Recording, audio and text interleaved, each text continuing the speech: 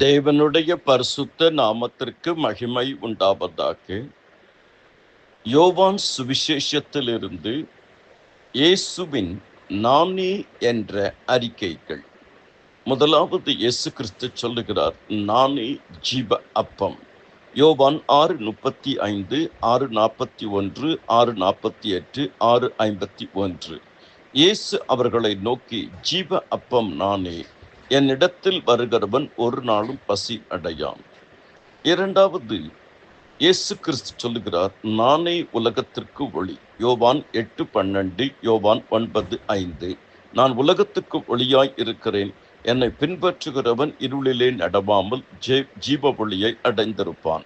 தேவன் ஒளியாய் இருக்கிறார், அவரை எவ்வளவேனும் இருளில்லை. மூன்றாவது, நானே வாசல். ஆடுகளின் வாசல் நானே என்று சொல்லுகிறார். யோவான் 10, 7வது வசனம் 9, 10வது அதிகாரம் 7, 9. நானே ஆடுகளுக்கு வாசல் என்று மெய்யாகவே உங்களுக்கு சொல்லுகிறேன். நானே வாசல். என் வழியாய் ஒருவன் உட்பிரவேசித்தால் அவன் ரட்சிக்கப்படுவான். அவன் உள்ளும் புறமும் சென்று மேய்ச்சலை கண்டடைவான். நானே நல்ல மெய்ப்பன். யோவான் 10வது அதிகாரம் 10, 14. நானே நல்ல மெய்ப்பன்.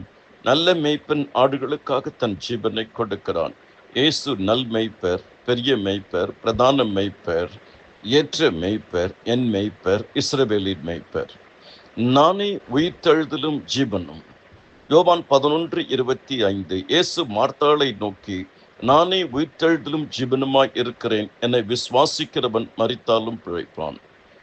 ஆறாவது, நானே வழியும் சத்தியமும் ஜீவனுமாய் இருக்கிறேன். என்னாலே அல்லாமல் ஒருவனும் பிதாவிடத்தில் வர்றான். வழியும் சத்தியமும் ஜீவனும் நானே. ஏழாவது, நானே மெய்யான திராட்சை செடி. என் பிதா திராட்சை தோட்டக்காரர். நானே திராட்சை செடி, நீங்கள் கொடிகள். யோவான் 15:1, 15:5.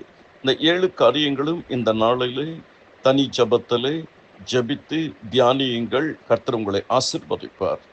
ஜபியுங்கள், தியானியுங்கள், ஊழியம் செய்யுங்கள், கர்த்தருக்கு பிரியமான வாழ்க்கை வாழுங்கள். உங்கள் அனைவருக்காகவும் ஜெபித்திருக்கிறேன். தொடர்ந்து ஜெபிப்பேன். ஆமேன்.